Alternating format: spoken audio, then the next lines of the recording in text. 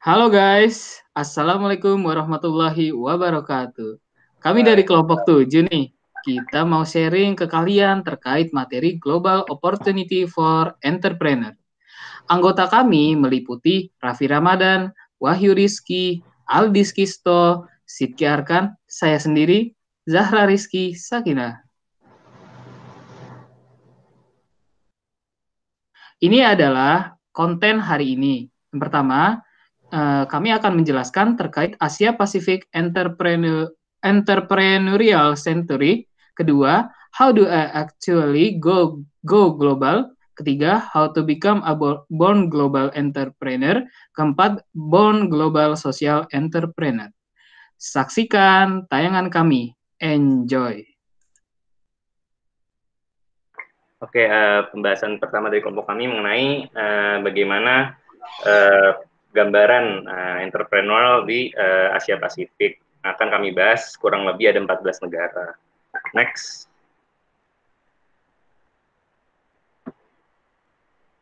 Berikut adalah data dari survei yang ada di buku rujukan kami, yakni indikator-indikator mengenai entrepreneurship di Asia Pasifik.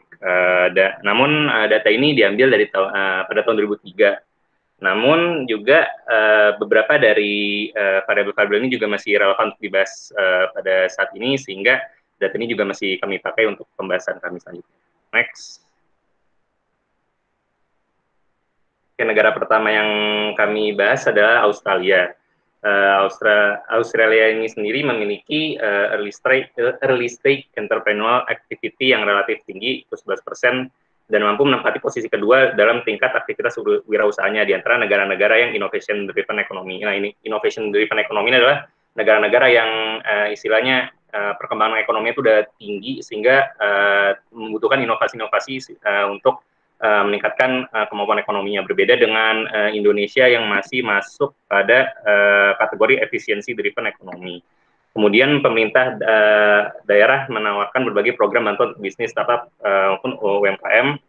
Dan kalau bisa kita lihat secara keseluruhan ya di sini, secara agregat gitu kan, saya menjelaskannya, kira secara garis besar sebenarnya Australia ini sendiri dari segi negaranya atau pemerintahnya sendiri ini sangat mendukung untuk mendirikan bisnis ini sendiri, sehingga apa namanya, lingkungan untuk mendirikan bisnis ini sangat mudah di Australia sendiri. Namun kalau misalnya kita lihat ke penduduknya ini sendiri, penduduk Australia sendiri masih memiliki minat yang sedikit istilahnya untuk menjadi entrepreneur. Bisa dilihat dari data-data yang kami paparkan di sini, dalam artian bisnis-bisnis yang sudah ada ya sudah ada gitu dari sejak dulu kala gitu. Namun bisnis-bisnis baru yang beregenerasi untuk menjadi bisnis yang lebih besar itu penetrasinya masih sedikit di Australia sendiri.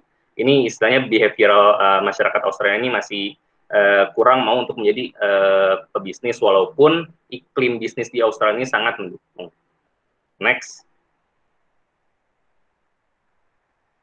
Oke, selanjutnya negara tetangga dari Australia ini Selandia Baru. Nah, ini bisa dilihat sendiri data yang kami highlight, dan kalau secara garis besar di sini terdapat perbedaan antara Australia dengan Selandia Baru. Perbedaannya ini dari sisi masyarakat dari Selandia Barunya sendiri. Bisa kalau kita tahu, sebenarnya Selandia Baru kan penduduknya tuh bisa dikatakan ada dua tipe ya, ada yang pribumi yakni suku Maori ya, dan juga yang pendatang dari Eropa. Sama sebenarnya seperti Australia yang juga ada suku pribuminya, dan juga ada yang pendatang dari Eropanya. Namun kalau di Australia itu pribuminya tidak begitu terlihat lah, karena emang udah benar-benar hampir hilang lah di Australia. Namun kalau di Selandia Baru sendiri, suku Maori ini masih eksis, dan bahkan di dalam konteks bisnis yang wirausaha, mereka ini masih unggul, misalnya masih bisa mengimbangi masyarakat-masyarakat Selandia Baru yang datang dari Eropa.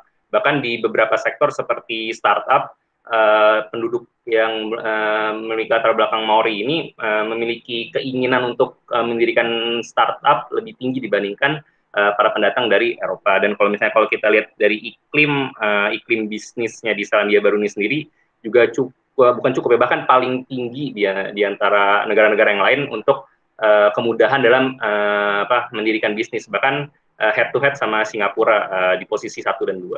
Next.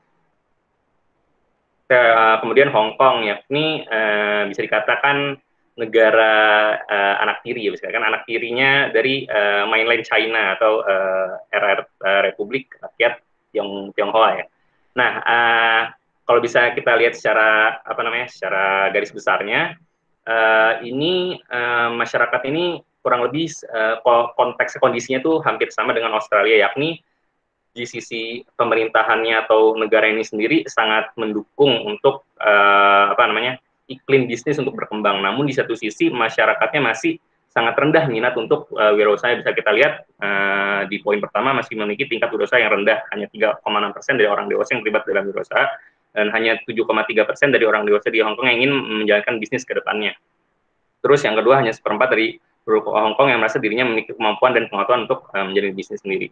Namun kalau secara tadi saya bilang juga, kalau secara garis besar untuk mendirikan bisnis di sini sebenarnya sangat mudah. Cuma emang latar belakang penduduknya mungkin yang masih belum berminat. Dan juga ada beberapa faktor yang mendukung permudahnya bisnis di Hong Kong yang ada di poin 6, yakni antara lain perdagangan antar negara yang efisien, penjaminan kontrak, perlindungan investor, dan pajak yang rendah, yakni hanya 22,8%, dan itu merupakan salah satu pajak terendah di dunia. Namun juga ada istilahnya ada hurdle atau ada hambatan untuk ada threat lah istilahnya, ada threat untuk berbisnis ini, yakni seperti tadi saya bilang, karena Hong Kong ini istilahnya masih anak tiri dari Republik Rakyat Tionghoa, sehingga masih ada beberapa peraturan-peraturan dari mainland China itu sendiri yang baik langsung maupun tidak langsung mempengaruhi kondisi di Hong Kong ini sendiri, sehingga itu bisa dikatakan masih membayang-bayangi kondisi sosial, politik maupun ekonomi Hong Kong ke depannya. Next. Oke, ke negara kita tercinta yang sekarang masih di banyak kekacauan ya, saya katakan. Dan juga mungkin ada beberapa yang mungkin relevan dengan pembahasan kita. Nah, kalau di Indonesia ini sendiri, berdasarkan data yang tadi udah disampaikan tahun 2003 ya, dan juga ada beberapa tambahan juga dari bukunya, diprediksikan ya, berdasarkan perkiraan Indonesia tuh sebenarnya bisa menyalip Jerman dan Britania Raya pada tahun 2030 untuk ukuran perekonomian. Namun ya karena untuk sekarang ya kita ngelihat adanya pandemi dan adanya banyak pergejolakan di berbagai daerah, mungkin prediksi ini mungkin agak sedikit meleset gitu, mungkin akan butuh waktu beberapa tahun ke depan untuk bisa kita menyalip perekonomian Jerman maupun Britania Raya. Nah, untuk Indonesia ini sendiri, untuk iklim bisnisnya itu 90% usaha di Indonesia merupakan UMKM, tipikalnya yang informal, teknologi rendah, dan spesialisasi dalam perdagangan dan jasa, umumnya berjualan di atas margin. Maksudnya adalah kebanyakan tuh pebisnis di Indonesia tuh istilahnya bisnis tangan kedua, jadi emang bukan dia yang menghasilkan, tapi dia yang jadi reseller istilahnya. Jadi makanya untuk value creation kalau di Indonesia berdasarkan data yang tahun-tahun sebelumnya itu masih rendah walaupun berpotensial, jadi belum mendominasi, sehingga masih ada peluang bagi para wirausaha yang ingin membuka bisnis dan orientasinya ingin berubah sedikit, yakni value creation. Selanjutnya nih berbelitnya kebijakan pemerintah. Nah ini nih yang sekarang ini mungkin masih relevan mungkin pembahasannya. Ini kalau di sini disebutkan bahwa butuh waktu 52 hari dan 1/5 dari gaji tahunan untuk biaya perizinan gitu. Dan makanya korupsi yang menjadi penghambat wirausaha. Dan kalau kita ngomongin konteks investor dan juga iklim bisnis di Indonesia, emang salah dua faktor yang mempengaruhi hambatan berbisnis di Indonesia ini emang antara lain perizinan yang berbelit, dan yang kedua, bukan yang kedua sih, tapi yang paling utama adalah korupsi sebenarnya. Dan yang di urutan kedua atau urutan keberapa tuh baru izin perizinan yang berbelit, sehingga stigma Indonesia untuk melakukan bisnis itu masih agak buruk mungkin di mata dunia gitu. Nah, terus ini ada yang unik, yakni survei dari BBC tahun 2011 menyatakan bahwa Indonesia ada di urutan pertama dalam hal entrepreneur friendly, inovasi dan kreativitas yang dihargai, wirausaha dihargai, dan ide-ide yang ada mudah untuk dijalankan. Nah, namun survei ini bukan berdasarkan data empiris dalam artian langsung terjun ke Indonesia gitu ya, tapi ini dari berdasarkan persepsi dari para responden, dan memang cukup banyak yang ternyata emang banyak yang melihat Indonesia ini, masih banyak juga yang melihat Indonesia ini ternyata cukup friendly untuk membuka bisnis. Selanjutnya memiliki tingkat total entrepreneurial activity tertinggi di Asia, dan kedua dalam tingkat kepemilikan bisnis. Ini sejalan ya dengan tadi poin ketiga, yakni 90% usaha di Indonesia merupakan UMKM. Jadi istilahnya aktivitas tadi ya. Jadi total entrepreneurship activity ini bukan berarti menggambarkan semua orang nih berbisnis atau bisnis yang dalam artian bisnis besar, tapi sesimpel kalau seberapa banyak orang yang melakukan bisnis ini nih macam-macam kan, tadi bisa bisnis big corporate atau bahkan bisnis UMKM. Dan jadi emang kalau total activity entrepreneurship-nya memang Indonesia nih tinggi, namun bentuknya emang masih didominasi oleh UMKM. Nah, ini kalau untuk kesempatan berwirausahanya ini laki-laki maupun perempuan tuh memiliki kesempatan yang sama dan setara. Dan juga tipikal penduduk Indonesia dalam berwirausaha ini memiliki karakteristik yang berpendidikan sekunder atau pendidikan menengah ya, atau SMP, SMA gitu rata-rata lulusannya. Terus penghasilannya yakni pendapatan menengah ke bawah, bekerja di sektor perdagangan dan jasa seperti yang bilang saya sebutkan, memiliki peluang usaha yang dirasa tinggi. Jadi emang cukup optimis dalam melihat konteks bisnis ke depannya, merasa memiliki kapabilitas, tidak sedikitnya rasa takut gagal, dan memandang wirausaha sebagai pilihan karir yang diminati. Next. Oke, selanjutnya ada Malaysia yang merupakan tetangga dari Indonesia ini sendiri. Dan kalau ini juga berbanding terbalik mungkin dengan Indonesia ya. Kalau misalnya tadi saya katakan Indonesia orang-orangnya tuh berani ya, istilahnya berani untuk buka bisnis ya, walaupun hasilnya itu masih banyak yang UMKM. Tapi kalau di Malaysia ini memiliki total entrepreneurship activity terendah di Asia, bahkan di samping Jepang dengan hanya 6,6%. Dan rata wirausahaan di Malaysia tuh berusia 35 sampai 44 tahun dan didominasi laki-laki. Jadi memang ada sedikit ketimpangan dari sisi gender. Lalu emang tadi nih kalau misalnya kita lihat nih secara overall, memang orang-orang di Malaysia nih masih cenderung tidak ingin terjun ke dunia wirausaha.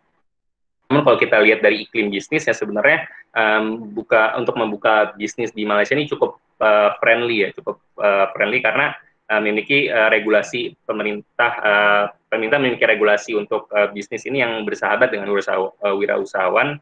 Namun tadi balik lagi, kalau untuk masalah birokrasinya itu memang ada sedikit kendala, dan buruknya sistem pendidikan menghambat pertumbuhan wirausaha. Kemudian ada beberapa faktor lain yang mendorong membuat sebenarnya Malaysia ini negara yang friendly untuk berbisnis, yakni perdagangan antar negara yang efisien, akses kredit mudah, dan secara umum menjadi negara yang mudah untuk menjalankan bisnis. Kemudian juga pemerintah pemerintah Malaysia ya belakangan ini sedang mendorong program-program untuk pemberdayaan wirausaha, terutama untuk para bumi putra, atau kalau di Indonesia disebutnya pribumi lah, rakyat asli orang Melayu. Terus juga UMKM di Malaysia meliputi 40% dari PDB Malaysia. Next. Selanjutnya Filipina yang berada di atas kanan dari Malaysia. Nah, ini kalau Filipina ini sendiri yang paling mencolok adalah behavior dari para penduduk Filipina ini, yakni sangat tinggi minat untuk menjadi wirausahawan ya kan. Ini bisa dilihat sendiri data-datanya yang banyak sekali gitu minatnya, dan juga cukup muda-muda juga mereka yang ingin terjun ke dunia bisnis ini. Namun yang perlu digarisbawahi adalah mengapa mereka ingin berbisnis gitu kan.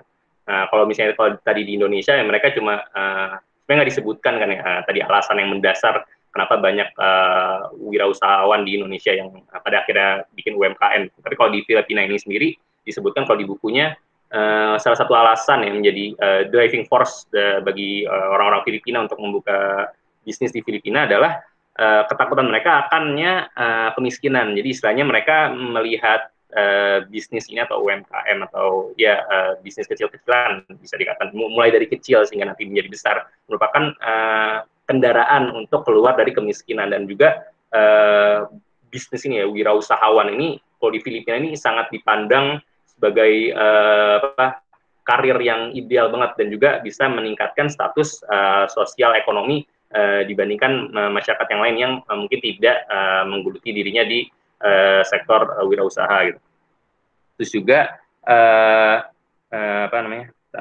Nah, juga ada beberapa tantangan yang dihadapi wirausahawan Filipina, yakni adalah kurangnya bantuan finansial dan modal usaha, kurangnya infrastruktur riset dan pengembangan, dan kurangnya akses ke teknologi.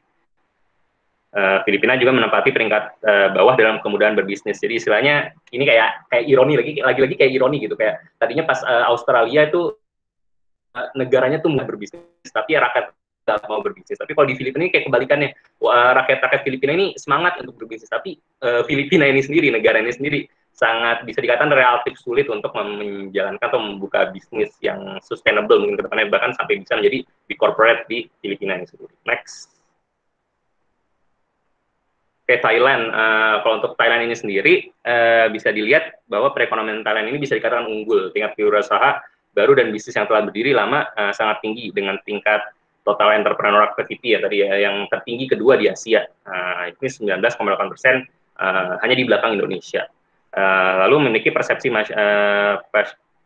masyarakat Thailand terhadap kesempatan yang tinggi. Akhirnya artinya mereka memiliki memiliki kepercayaan yang tinggi terhadap karir bisnis ke depannya. Kemudian rata-rata wirausahawan berusia 25 sampai 54 tahun dan mayoritas memulai usahanya pada umur 35 sampai 44 tahun, cukup tua juga ya bisa dikatakan. Kemudian separuh populasi dari Thailand ini takut untuk gagal dalam berbisnis. Namun sepertiga populasi Thailand melihat wirausaha sebagai karir yang menjanjikan dan berstatus tinggi. Hal yang mendukung bisnis di Thailand adalah perizinan mudah, pajak yang rendah, hanya 27%, prosedur ekspor yang cepat, pasar yang dinamis, ini pasar yang domestik. Budaya dan norma sosial yang mendukung bisnis, terutama untuk wanita terpengaruh, nilai-nilai penguju, karena emang letak Thailand dengan China kan juga dekat, maka semangat atau etos kerja dari China ini bisa dikatakan menular ke Thailand, sehingga banyak dari mereka yang punya pola pikir tersebut. Kemudian hal yang menghambat bisnis di Thailand adalah sedikitnya bantuan sosial, kebijakan pemerintah yang mungkin kurang friendly terhadap wirausaha, dan kurangnya pelatihan dan pendidikan kreativitas dan inovasi untuk wirausaha. Oke, selanjutnya. Oke, selanjutnya Cina. Nah, di Cina ini highlight yang bisa saya dapat itu adalah pertama, rata-rata pengusaha Cina itu berjenis kelamin pria dan dia usianya itu rentan 25 sampai 34 tahun. Nah, pendidikan terakhirnya itu paling uniknya adalah bukan dari pendidikan yang jenjang sarjana, tapi dari jenjang high school. Kalau di kita itu SMA. Nah, dalam 10 tahun terakhir, aktivitas wirausaha di Cina itu naik dari 12,3% menjadi 16%. Nah, selain itu, Cina juga memiliki indeks ekosistem entrepreneurship yang tinggi dibandingkan negara lain. Nah, karena ini didukung oleh budaya Cina, R&D-nya juga, dan dinamika pasar Cina yang baik gitu, seperti kita ketahui. Terus di sisi lain, profesional dan komersial infrastrukturnya itu rendah dibandingkan negara lain gitu.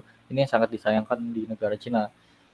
Tapi di sisi lain, kebanyakan orang Cina ini merasa bahwa dorongan menjadi pengusaha itu adalah atas dasar kebutuhan, bukan atas dasar peluang. Kan kalau kita belajar dari teori-teori manajemen itu kan, di mana ada peluang di situ bisa menjadi cuan gitu. Nah, tapi di Cina ini memang budayanya dari nenek moyangnya itu menjadi pengusaha adalah atas dasar kebutuhan gitu. Makanya 70% orang Cina itu mengatakan bahwa memulai bisnis itu adalah sebuah pilihan karir yang tepat, yang diinginkan. Nah, 30% yaitu menyatakan bahwa ketakutan akan kegagalan mencegah mereka untuk mendirikan bisnis gitu. Jadi tingkat kepercayaan diri dalam berwirausaha di China itu sangat tinggi gitu. Makanya China ini berada di peringkat 128 di dunia dalam hal kemudahan berbisnis dari segi dari segi dukungan pemerintah maupun dari ekosistem entrepreneurnya itu sendiri. Lanjutnya. Nah, di negara India. Nah, pada tahun 2013 aktivitas kewirausahaan di India ini meningkat menjadi 10,7 dan dari 8,6%. Ini masih lebih rendah daripada Cina. Tetapi investasi asing itu terus meningkat seiring banyaknya entrepreneur baru yang kompetitif gitu. Seperti kita ketahui, orang-orang India itu mereka tuh bisa melihat peluang gitu untuk memulai bisnis, dan makanya itu dia berada di 3 teratas karena memiliki keterampilan untuk melakukannya gitu. Nah, untuk aktivitas kewirausahaan itu sendiri di India didominasi oleh kelompok usia 25 sampai 34 tahun. Nah, ini di partisipasi mengapa? Karena eh, di sana itu di India itu laki-laki itu memiliki kecenderungan yang lebih berani mengambil resiko daripada perempuan. Tapi di sisi lain, meskipun demikian, India itu menghadapi sebuah masalah yang menjadi hambatan bagi pengusaha di sana dalam hal kepatuhan dan birokrasi. Nah, makanya dari itu India itu berada pada peringkat terendah di dunia dalam hal bisnis. Oke, selanjutnya, next.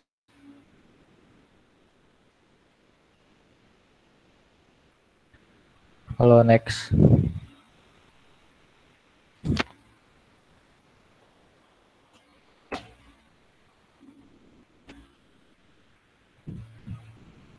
Oke, di Jepang.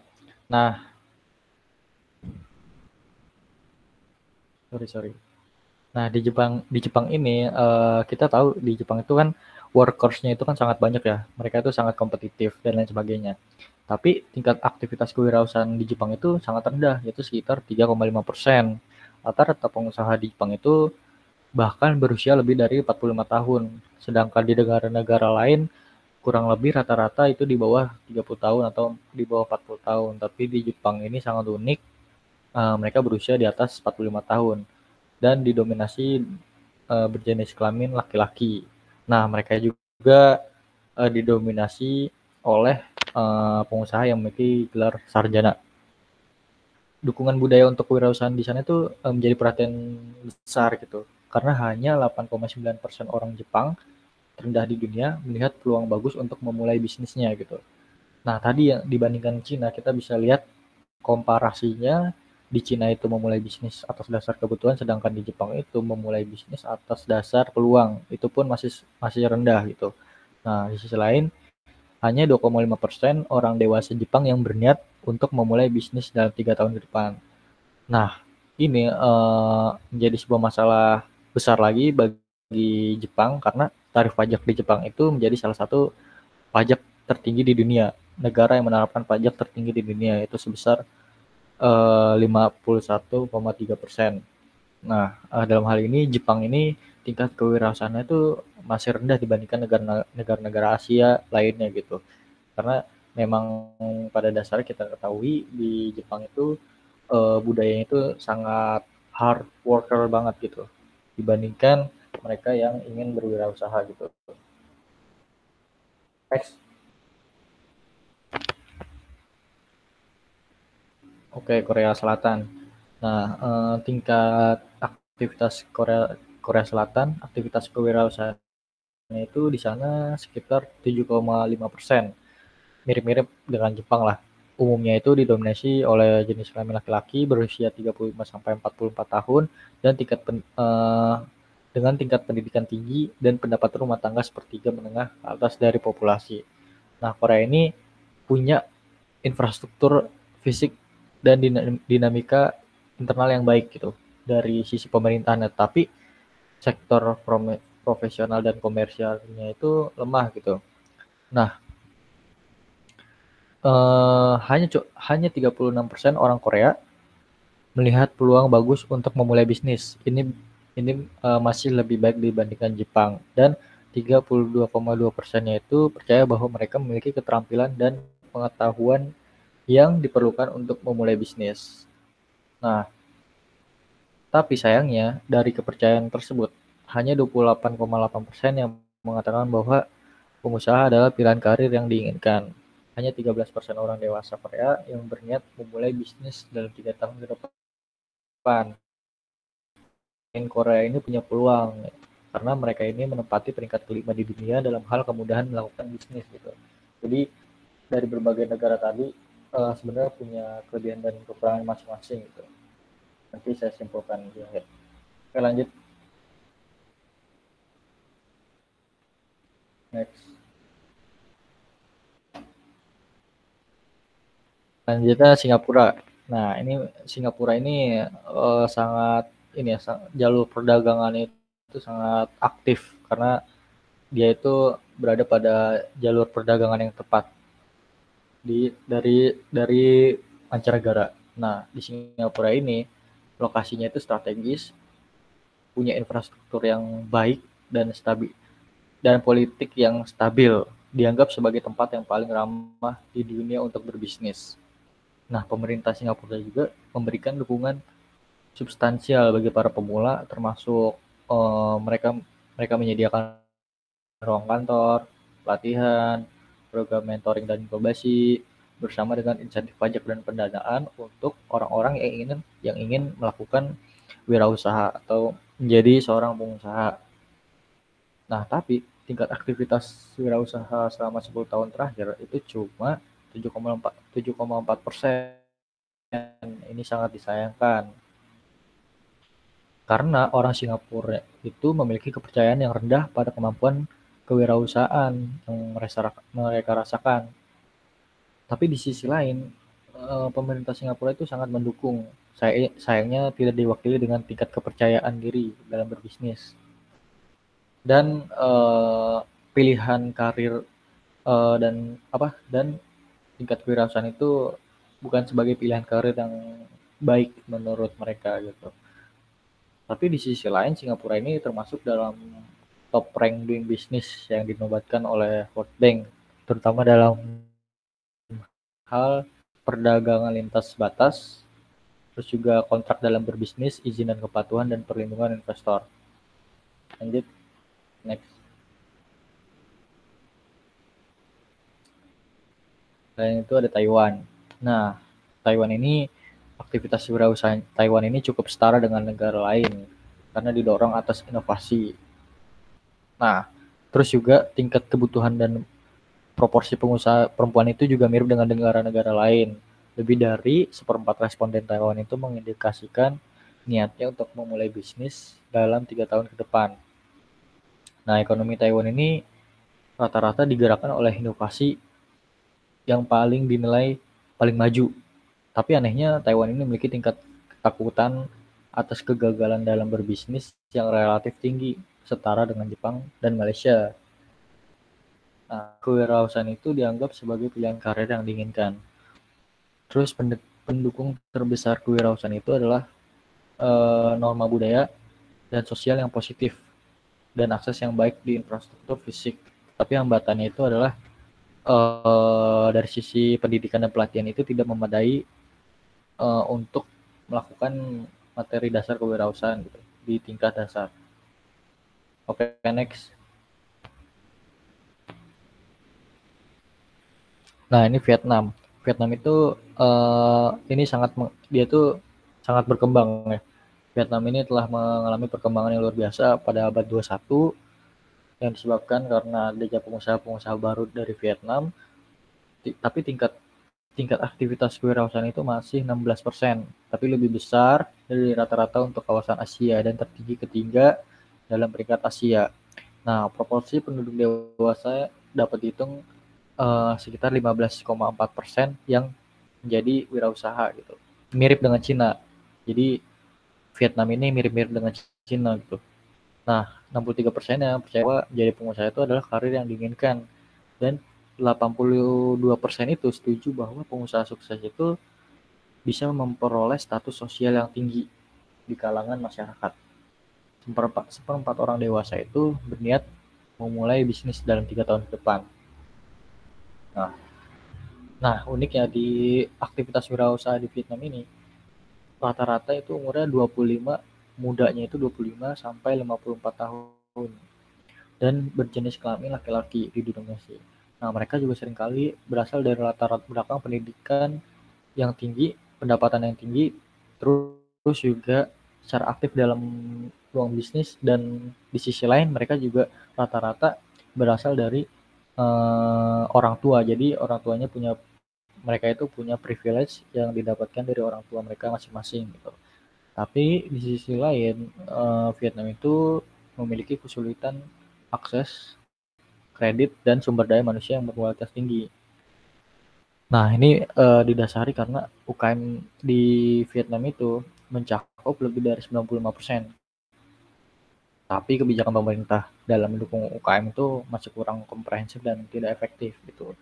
Sangat disayangkan sekali karena Vietnam ini punya daya tawar yang tinggi dalam hal kewirausahaan, tapi dari regulasinya dan kebijakan pemerintah itu masih belum efektif gitu untuk menggarap semua pengusaha-pengusaha di Vietnam gitu. Oke, lanjut next.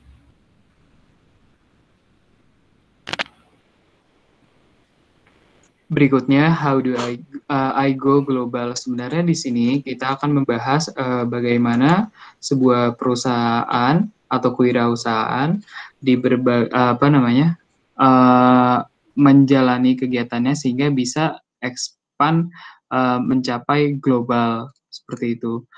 Nah, setelah kita udah meninjau tingkat aktivitas kewirausahaan di berbagai negara, sekarang kita beralih ke langkah konkret nih yang dapat dilakukan oleh seorang wirausaha untuk go global.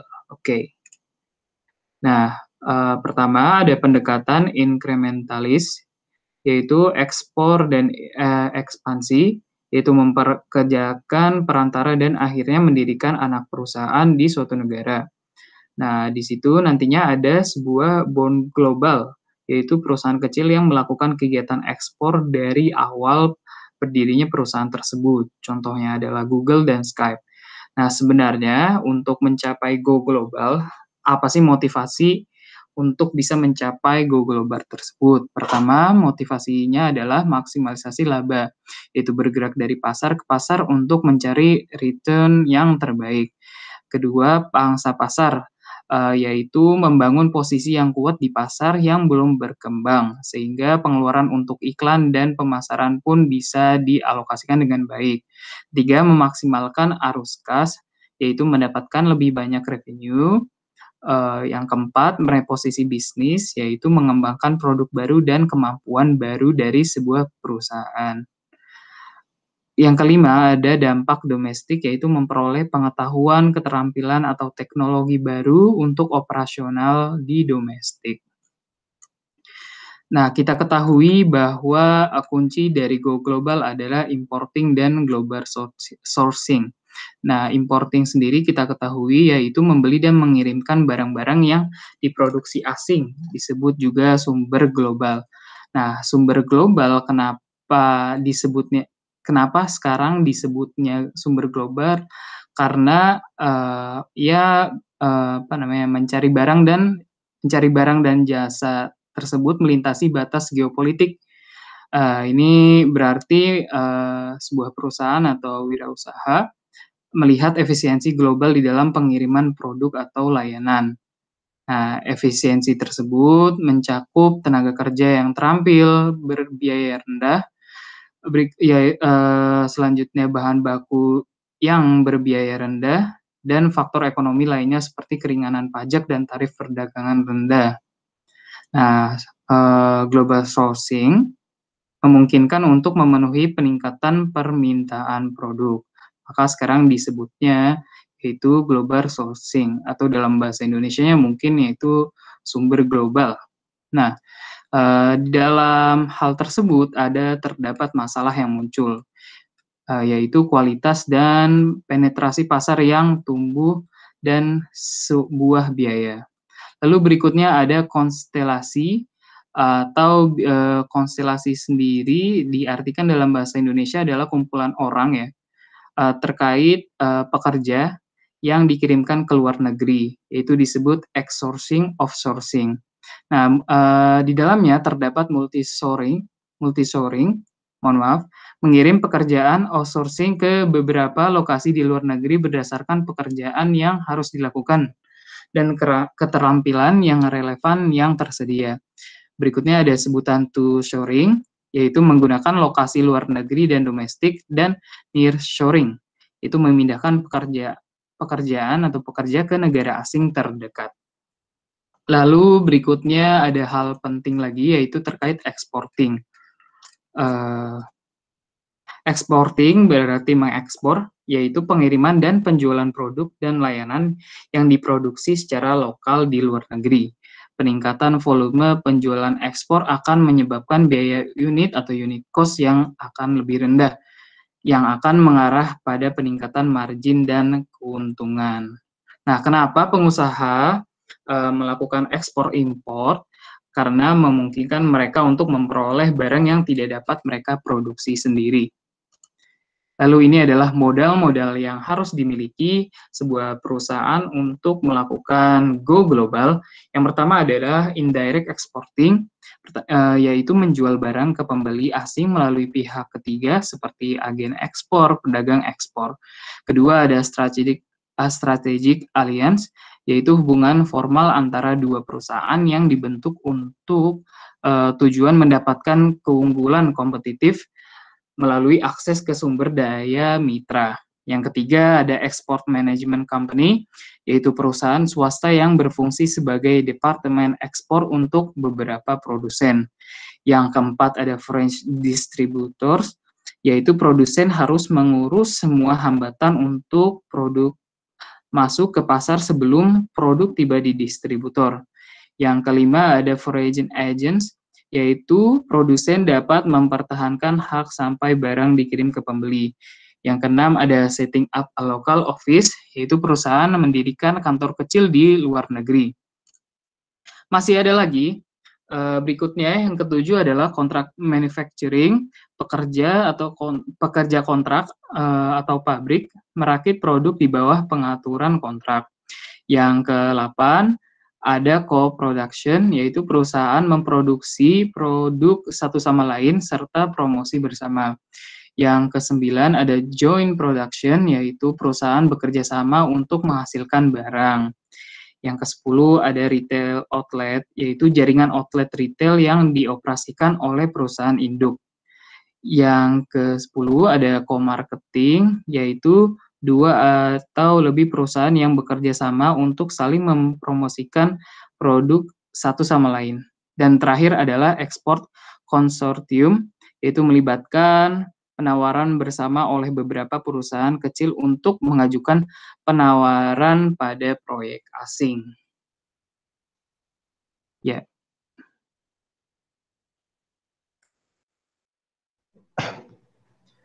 Oke, berikutnya ada joint venture. Jadi joint venture itu adalah kolaborasi bisnis di mana ada dua pihak atau lebih yang mendirikan perusahaan bisnis baru di mana nanti antara dua pihaknya itu bakal berkontribusi entah di kepemilikan atau nanti di operasionalnya dan lain-lain.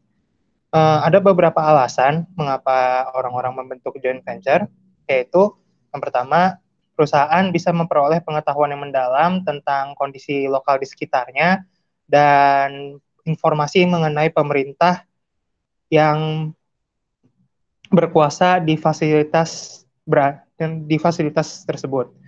Nah, dengan adanya pengetahuan mengenai lokal dan pemerintahan ini, kedua pihak ini bisa menyusun strategi mengenai rekrut SDM-nya dan juga keahliannya bagaimana gitu loh. Terus satu lagi, setiap pihak bisa menggunakan sumber daya perusahaan lain yang terlibat dalam perusahaan tersebut. Hal ini memungkinkan perusahaan untuk bisa berpartisipasi dalam mengkompensasi kelemahan yang mungkin mereka miliki. Ya, ini maksudnya adalah dengan bergabungnya dua perusahaan, mereka bisa saling menutupi kelemahan masing-masing dan produksi mereka juga lebih optimal. Misalkan ada satu pihak yang udah sedia kain dan pihak yang lainnya tuh cuma sedia peralatan jahit. Jadi ketika mereka berdua bekerja sama, mereka bisa membuat bisnis konveksi yang baru dan lebih optimal juga nantinya. Boleh next. Oke, ini ada beberapa faktor yang harus diperhatikan saat membangun joint venture, yaitu yang pertama, sudah pasti calon mitra harus diseleksi terlebih dahulu, maksudnya biar mitranya ini cocoklah dengan apa yang kita butuhkan. Terus juga sudah mempersiapkan tujuan khusus yang akan dicapai bersama mitra dan sudah disepakati bersama juga sama mitranya. Lalu yang ketiga, ada perjanjian tertulis juga antara para mitra yang berisi mengenai hak, kewajiban, rasio pembagian laba atau rugi, dan lain-lain. Terus juga, setiap anggota mitra harus sadar juga berapa lama durasi kemitraan mereka berlangsung. Tapi seandainya mau diperpanjang lagi pun juga nggak masalah, asal udah ada kesepakatan antara anggota-anggota mitra ini. Terus pihak mitra di dalam mitra ini juga sudah harus menyepakati berbagai rasio keuntungan maupun kerugian yang akan mereka peroleh saat mereka menjalani bisnis.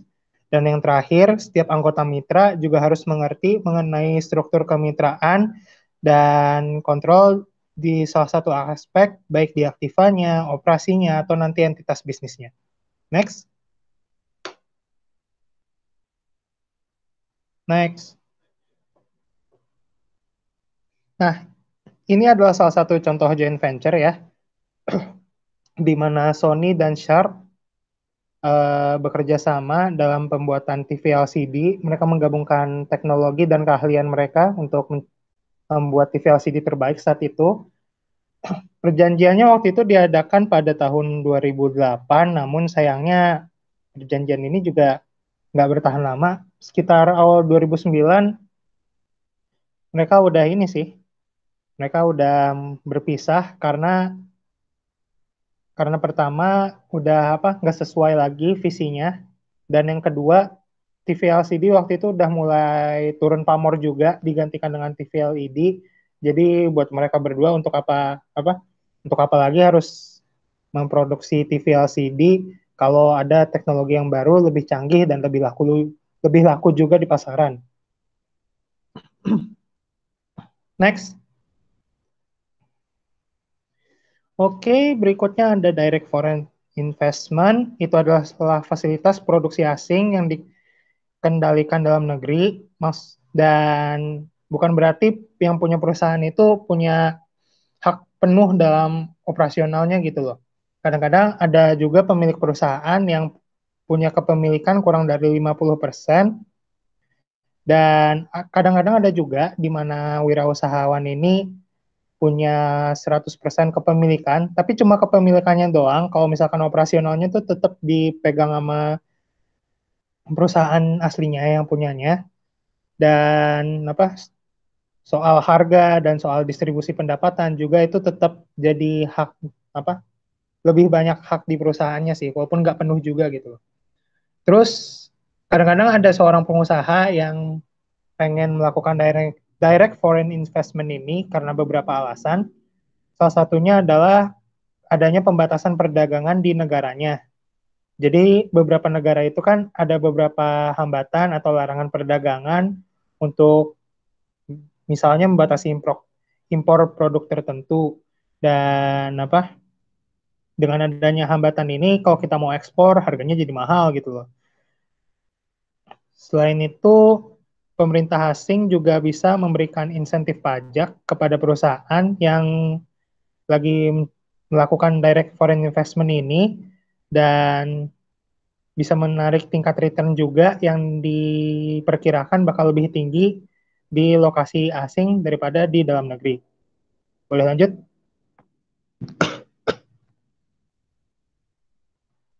Nah, ini ada 3 metode juga bagaimana caranya untuk melakukan direct foreign investment. Yang pertama, seorang pengusaha bisa membeli perusahaan yang ada di suatu negara, atau juga dia bisa ngasih modal kepada perusahaan yang lagi bangun bisnisnya di negara luar gitu. Terus bisa juga dilakukan dengan pembelian saham perusahaan suatu negara minimal 10% dari individu ataupun perusahaan dari negara lain. Dan ini emang sudah jadi aturan umum, aturan dari IMF-nya harus minimal 10%, karena kalau di bawah 10% tuh mereka nggak catat gitu loh sebagai direct foreign investment. Terus yang ketiga, bisa juga dilakukan dengan pembelian atau pembangunan pabrik, terus beli tanahnya juga, dan lain-lain lah, pokoknya yang buat produksi gitu loh. Next. Nah, terus berikutnya ada royalty dan licensing. Jadi royalty itu adalah pembayaran yang dilakukan sebagai imbalan untuk mendapatkan izin menggunakan hak yang dimiliki oleh orang lain. Nah, metode ini biasanya dilakukan ketika pengembang suatu produk atau komponen ini nggak punya modal, waktu, atau komitmen untuk memproduksi dan memasarkan komponen itu sendiri. Atau bisa juga terdapat tarif impor di pasar yang diminati gitu. Terus lanjut lagi ada lisensi. Jadi ini adalah suatu alat masuk pasar global di mana perusahaan membuat perjanjian dengan penerima lisensi di pasar luar negeri dan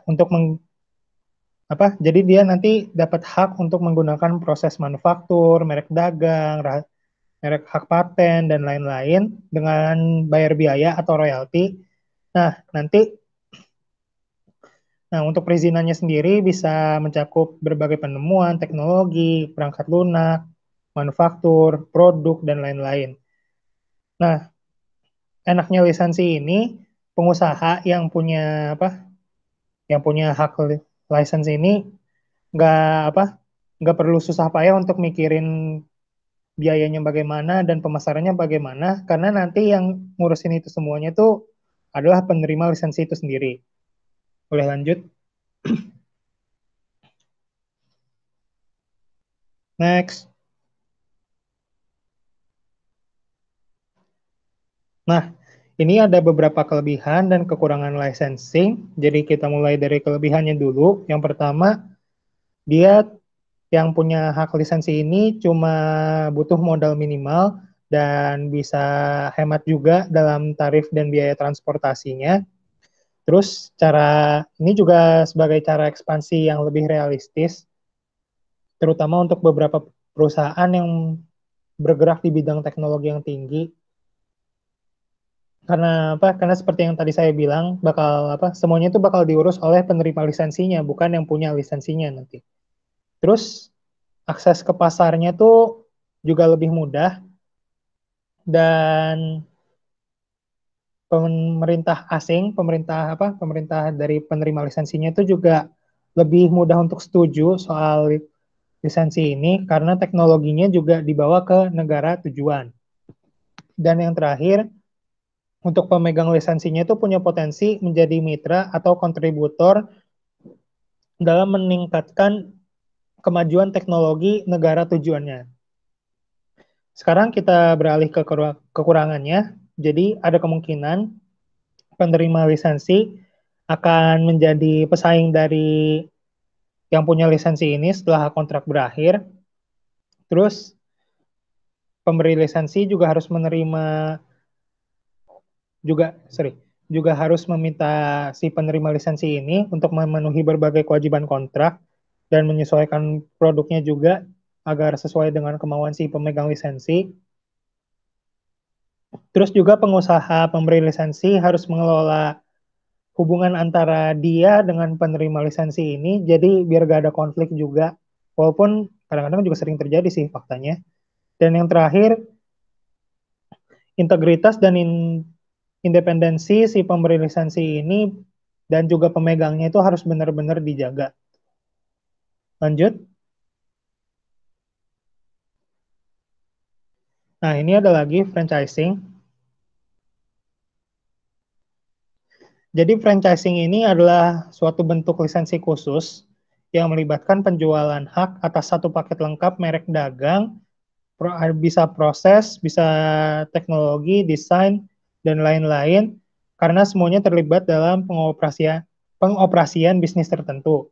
Salah satu contoh yang paling terkenal tuh McDonald's ya, yang sudah menjamur di berbagai negara. Nah, restoran ini menjanjikan makanan yang hampir sama gitulah walaupun menyesuaikan dengan budaya masing-masing juga, kualitasnya yang sama, terus tingkat layanannya juga antar satu negara dengan negara lain sama, dan formula bisnisnya juga sama, yang terdiri dari standar pelayanan, ada pendekatan terhadap pekerjaan, ada teknologi yang dipakai, marketingnya nanti bagaimana, terus logo dan simbol dari McDonald's yang akan dipakai di seluruh negara tujuannya itu nanti bagaimana. Itu udah di satu paketin nama McDonald's itu sendiri. Umumnya franchising ini ada beberapa pengaturan yang berbeda-beda.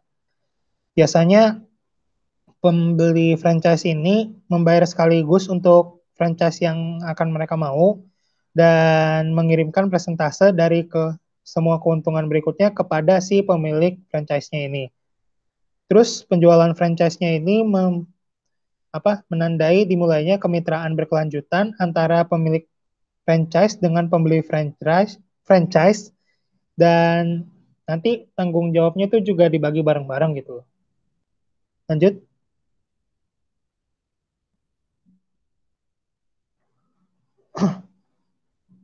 Nah, ini ada merger dan akuisisi. Ini adalah salah satu cara bagi perusahaan untuk dapat memposisikan diri di pasar yang baru. Mereka juga menjadi hal yang penting bagi perusahaan yang ingin meningkatkan ke skala ekonomi yang lebih besar lagi dan juga untuk memperoleh kemampuan baru bagi si perusahaan ini. Nah, merger ini terjadi ketika adanya dua perusahaan yang bergabung menjadi satu dengan satu perusahaan yang nanti bertahan dan perusahaan lainnya tuh melebur sih, bukan menghilang tadi. Maaf itu. Terus akuisisi adalah satu perusahaan mengambil alih perusahaan lain yang kadang-kadang juga sering dilakukan dengan cara yang paksa gitu. Nah, ada beberapa alasan utama mengapa akuisisi ini dilakukan. Yang pertama adalah sebagai produk pelengkap untuk memperluas lini ekonominya nanti di mana. Terus untuk mencari pasar baru. Lalu untuk memanfaatkan tambahan agar skala ekonominya nanti bertambah. Dan terakhir yang mungkin sering dilakukan adalah untuk mengambil teknologi barunya gitu loh. Jadi misalkan perusahaan yang satu nggak punya mempunyai keterbatasan dalam teknologi. Nah, perusahaan yang satunya tuh punya teknologinya punya, tapi mungkin modalnya berkurang. Jadi tinggal diakuisisi aja sama perusahaan yang kurang teknologinya tadi, sehingga teknologi perusahaan yang sudah diakuisisi tadi bisa dipakai secara optimal. Lanjut. Nah, ini ada Greenfield Investment, di mana investasi seperti ini melibatkan pembangunan yang dibutuhkan untuk perusahaan asing. Walaupun investment kayak gini juga udah jarang sih, karena biayanya mahal dan risikonya juga cukup tinggi. Walaupun lebih mudah soal cari outsourcing untuk investmentnya ini gitu loh. Nah, investasi ini juga sangat mengikat pada modal ya. Jadi nggak fleksibel dan secara strategis kurang gesit juga gitu loh. Lanjut. Nah, ini cara terakhir untuk seorang entrepreneur untuk go global adalah Ethnic Networks. Ini lebih mudahnya gini deh. Kan banyak tuh orang-orang dari etnis Cina datang ke Indonesia untuk berjualan. Entah berjualannya macam-macam sih. Kadang-kadang ada yang elektronik, ada baju juga, dan lain sebagainya. Nah, pengusaha-pengusaha seperti ini namanya tuh pengusaha diaspora. Nah, dengan adanya Ethnic Networks ini, dia bukan cuma menguntungkan si pedagangnya itu sendiri, tapi secara etnis keseluruhannya itu juga derajatnya terangkat gitu loh. Kayak orang Tionghoa di negara Indonesia, pasti benar-benar dikenal sebagai etnis yang punya pedagang-pedagang yang handal gitu loh dalam bisnisnya, dan emang kenyataannya banyak orang Tionghoa yang menduduki menjalani bisnis-bisnis besar di negara-negara kita, kayak properti, dan bahkan dagang juga banyak sih, dagang dagang barang-barang elektronik dan segala macam. Oke, sekian bagian dari saya. Bisa next ke berikutnya.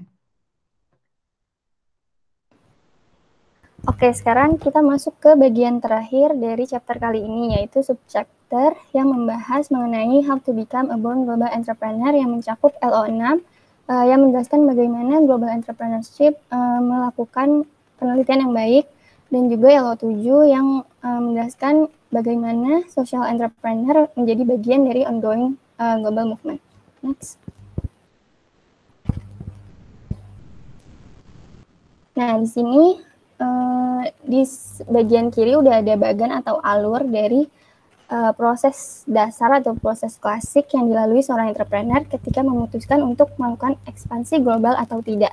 Bisa dilihat juga di sini perusahaan memutuskan untuk menginvestigasi pasar asing, bisa terdiri dari beberapa pasar asing. Kemudian apabila ia memutuskan untuk lanjut ke tahapan selanjutnya, yaitu melakukan analisis awal terhadap satu bisnis asing yang maksud saya pasar asing yang mungkin sesuai dengan kriteria perusahaan. Kemudian tahapan selanjutnya adalah mencari data sekunder dan melakukan analisis terhadap data tersebut. Selanjutnya melakukan survei terhadap data-data primer dan melakukan analisis terhadap data tersebut. Dan selanjutnya perusahaan setelah melakukan survei dan juga pencarian data sekunder, perusahaan udah mulai bisa merencanakan dan menyusun strategi bagaimana masuk ke foreign market dan bagaimana nantinya mereka akan beroperasi di sana. Kemudian dari planning dan strategi tersebut, perusahaan mereview apakah ada masalah-masalah atau kendala-kendala yang dihadapi. Setelah dari review itu dan tidak ditemukan adanya masalah yang signifikan, perusahaan udah mulai bisa nih masuk dan beroperasi di foreign market. Dan dari situ direview lagi dan juga dikontrol apakah sudah sesuai dengan plan dan juga strategi di awal. Kalau misalnya sudah sesuai dan tidak ada masalah, perusahaan bisa nih buat mempertimbangkan menambahkan foreign market lainnya. Kalau misalnya ada masalah yang signifikan, perusahaan disarankan atau dapat memilih untuk menarik dirinya dari pasar asing tersebut. Next. Nah, sekarang apa aja sih yang harus dilakukan perusahaan untuk memasuki pasar global? Kayak persiapan apa aja yang harus dilakuin? Yang pertama itu ada conduct research atau melakukan penelitian, kemudian ada studi kelayakan, dan yang ketiga ada kecukupan finansial. Next. Nah, jadi yang pertama, conduct research itu sebelum perusahaan memutuskan atau mencari foreign market mana yang harus ia tuju, yang menjadi tujuan untuk melakukan ekspansi, perusahaan diharapkan dapat melakukan penelitian yang mencakup atau mempertimbangkan aspek-aspek yang terdiri dari yang pertama, macro level market attractiveness, yaitu kayak pertanyaan-pertanyaan yang pasar manakah yang harus diberikan perhatian lebih lanjut, atau apakah produk jasa perusahaan menjadi kebutuhan dasar di foreign market tersebut. Kemudian perusahaan juga harus mempertimbangkan basic fit-nya, seperti apakah negara tersebut bersedia untuk mengimpor produk atau jasa milik perusahaan, apakah terdapat alasan khusus mengapa produk tidak cocok, misalnya karena cuaca di negara tujuan itu tidak cocok dengan produk, itu juga harus dipertimbangkan.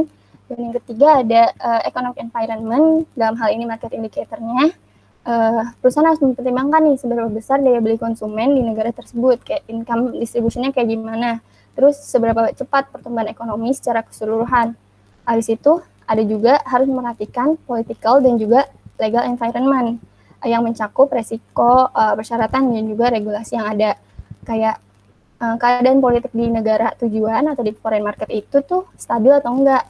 Nah, si kondisi politik ini nih ngaruhin ke perdagangannya kayak gimana. Terus adakah kebijakan terkait perdagangan internasional seperti tarif, kuota, dan sebagainya yang mungkin mempengaruhi operasional perusahaan. Kemudian yang kelima ada financial dan social cultural environment. Kayak perusahaan juga harus tahu stabilkah tingkat inflasi dan suku bunga di foreign market itu atau di negara tujuan, terus adakah peraturan mengenai perdagangan dengan mata uang asing, dan kalau di bagian socio-culturalnya mungkin bisa dipertimbangkan seberapa pengaruhnya nih bahasa asing di market tersebut, dan apakah apa yang terjadi di struktur sosial dari negara tersebut apabila perusahaan melakukan operasionalnya. Next. Kemudian poin ke-6 ada market potential. Jadi perusahaan juga harus lihat nih, ada nggak permintaan yang cukup di foreign market tujuan. Terus adakah permintaan tersebut dapat menutupi kebutuhan biaya operasional bisnis di foreign market kah atau tidak. Kemudian yang poin selanjutnya ada di pertimbangan-pertimbangan ekonomi, pasar, socio-cultural, dan juga persaingan. Jadi di bagian pertimbangan ekonomi kita bisa lihat market size-nya gimana, growth trend-nya gimana, terus segmen pasar apa yang dapat menciptakan peluang, terus perusahaan kita nih berada di tahapan mana nih dalam product life cycle. Terus kalau di bagian social culture-nya, apakah faktor budaya dapat mempengaruhi marketing mix kita? Apakah membutuhkan bahasa tambahan untuk membantu operasional bisnis? Kemudian di competitive consideration-nya bisa kita lihat nih kompetitor, seberapa kuat atau seberapa ketatkah saingan yang ada. Bisa dilihat dari ukuran market size-nya atau kualitas produknya. Kemudian yang terakhir ada pertimbangan-pertimbangan politik, infrastruktur, fisikal, dan geografik. Di sini perusahaan juga harus melihat nih, ada nggak instrumen perdagangan internasional yang dikenai khusus pada produk atau jasa. Kemudian gimana nih teknis pengiriman, transportasi, gudang, dan distribusi untuk dapat mengakses market tersebut. Terus yang selanjutnya ada kayak cara pembayaran apa yang paling sesuai dengan foreign market itu. Dan yang terakhir, yang bentuk bisnis apa yang paling tepat yang harus diadopsi dari perusahaan kita di foreign market atau negara tujuan. Bisa mungkin franchising atau indirect atau direct exporting. Next. Selanjutnya setelah melakukan research, kita juga perusahaan juga harus mempersiapkan studi kelayakan persiapan untuk melakukan global. Nah, studi kelayakan ini dilakukan untuk menentukan apakah proyek tersebut pantas atau enggak. Studi kelayakan adalah dokumen penting dari prosedur masuk yang membantu menunjukkan seberapa realistis produk tersebut. Karena beberapa tahun pertama di pasar tradisional, biasanya perusahaan ini tidak mendapatkan profit. Sehingga entrepreneur harus memiliki pandangan ke depan yang cukup untuk melihat prospek jangka panjang dan jangka pendek dari proposal tersebut. Nah, di sini di sebelah kanan ada contoh apa aja konten yang di dalam uji kelayakan. Sebenarnya aspek-aspeknya mirip dengan aspek apa aja yang harus dipertimbangkan di conduct research yang tadi, yang di awal. Next. Kemudian yang terakhir ada secure adequate financing. Di sini ada 4 poin penting yang harus diperhatiin perusahaan. Yang pertama adalah pembiayaan yang dibutuhkan untuk melakukan penjualan seberapa besar. Terus persyaratan pembayaran yang mudah ini bisa membuat produk lebih kompetitif. Kemudian yang kedua, jangka waktu atau seberapa lama nih sebuah produk harus dibiayai. Menentukan berapa lama eksportir harus menunggu sebelum pembayaran diterima dan mempengaruhi pilihan bagaimana transaksi dibiayai. Kemudian yang ketiga, biaya atas berbagai metode pembiayaan yang mungkin dipakai. Suku bunga dan fee bervariasi, di mana eksportir dapat mengharapkan untuk menanggung sebagian atau semua pembiayaan. Pengaruh biaya pada harga dan keuntungan harus dipahami dengan baik sebelum faktor pro forma diserahkan kepada pembeli. Dan yang terakhir, resiko terkait pembiayaan transaksi. Semakin berisiko transaksi tersebut, semakin sulit dan mahal biayanya untuk didanai. Kemudian stabilitas politik dan ekonomi negara pembeli juga bisa menjadi masalah. Next. Nah, kalau yang tadi dibahas di awal itu born global entrepreneur secara menyeluruh secara general. Di sini perlu diketahui juga bahwa social entrepreneur juga menjadi bagian dari global ongoing market. Nah, terdapat 2 jenis dari social entrepreneur. Yang pertama itu exporting social entrepreneur, yaitu seorang yang menciptakan solusi dari permasalahan sosial dan mengekspornya ke negara lain. Kemudian yang kedua ada importing social entrepreneur, yaitu mengacu pada orang atau kelompok yang mengidentifikasi teknologi, produk, atau layanan yang dapat mengisi celah penting di pihak mereka atau internal mereka. Next. Nah, yang terakhir, di sini kelompok kami menyajikan beberapa case study yang terdapat di buku referensi. Sebenarnya ada 4, cuma mungkin teman-teman bisa langsung baca aja di sana karena case study ini bisa ngebantu kita buat memahami lebih lanjut kayak gimana sih praktek nyatanya, gimana masalah-masalah yang dihadapi oleh global entrepreneur, mulai dari masuknya, terus masalah pas beroperasi, di situ dijelasin dengan bukti-bukti empiris yang mungkin bisa menjelaskan lebih detail. Oke, next. Nah, di sini kelompok kami mengambil case pertama yang berjudul Home Again yang menceritakan tentang sebuah perusahaan lampu tidur, yaitu Lightweight, yang memiliki yang berada di negara asal di US. Boleh balik ke slide sebelumnya nggak?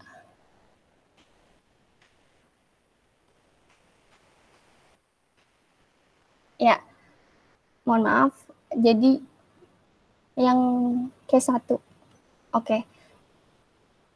Jadi tadi si Lightweight ini homeland-nya itu di US. Kemudian Jamie Bennett sebagai CEO pada saat itu memutuskan untuk memulai produksi dan membuka pabriknya di Guangdong, China. Karena menurutnya cost manufacturing-nya rendah. Tapi setelah ia melakukan ekspansi global ke China, dalam hal ini dia membuka manufacturing di sana, terjadi masalah.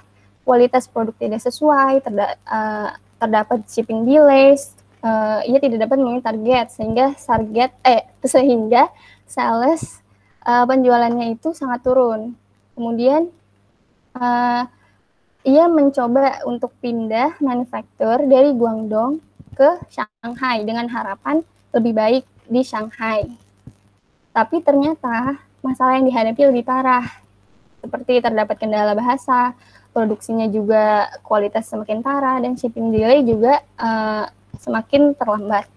Nah, akhirnya Jamie Bennett ini sudah nggak tahan lagi, udah tidak bisa mempertahankan untuk melakukan produksi di China. Akhirnya ia kembali ke Virginia di US, meskipun membuat manufaktur ini tuh di US ini 3 kali lebih mahal, tetapi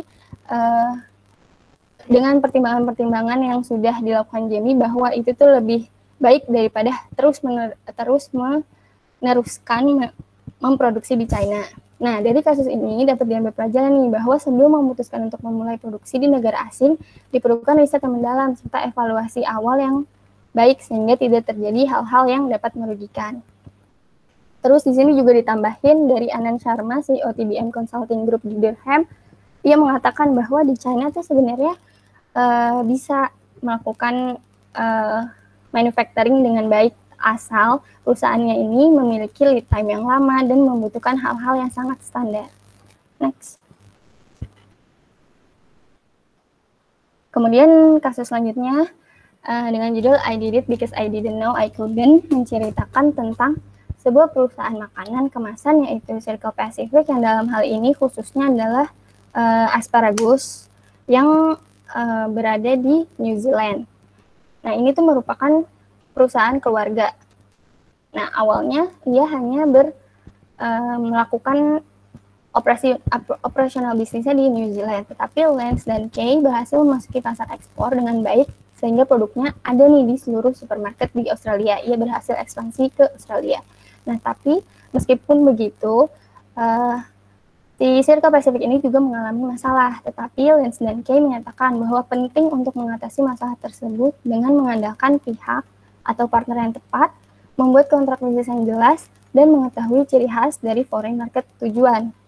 Dan Lance dan Kay juga memberikan saran nih untuk para potensial eksporter yang ingin memulai pasar ekspor, yaitu menyisihkan waktu, uang, dan upaya untuk menemukan partner yang tepat di dalam foreign market tersebut serta membangun hubungan yang baik.